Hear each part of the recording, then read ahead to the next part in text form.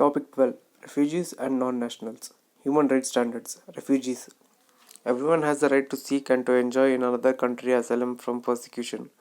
A refugee is a person who, owing to a well founded fear of persecution on the grounds of race, religion, nationality, membership in a particular social group, or political opinion, is unable or unwilling to return to his or her country of origin, or if stateless, to his or her country of habitual residence. Refugees are entitled to all basic human rights with the exception of certain political rights, but if unlawfully within the territory, certain limitations on movement may be applied in the interest of public order and health.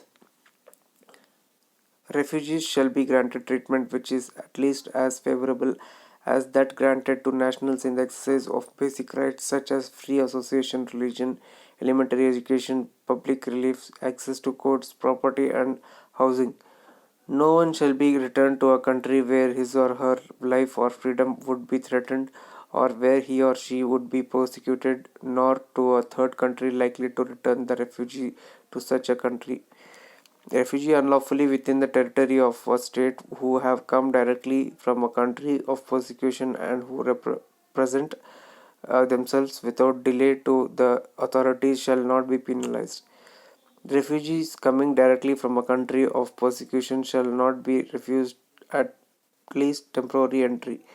Refugees lawfully within the territory of a state have the right to freedom of movement and residence. Refugees lawfully within the territory shall be granted travel documents and identity papers.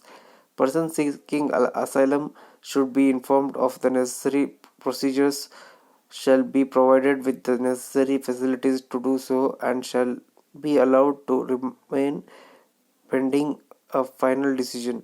No refugees shall be expelled except on grounds of national security or public order, and only on the basis of decision reached in accordance with due process of law. Before expulsion, a refugee shall be given an opportunity to offer evidence, to be represented, and to appeal to a higher authority.